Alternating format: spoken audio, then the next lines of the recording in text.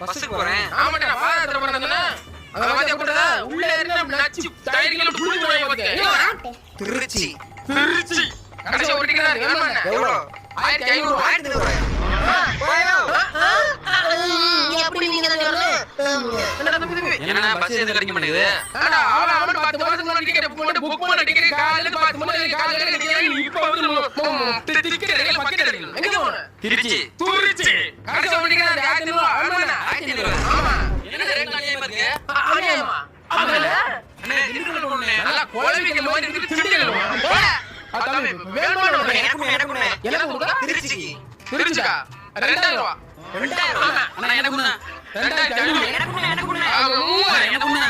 3500 எனக்குண்ணே. நாலாயிரம். எனக்குண்ணே. 4500 அண்ணே, 50.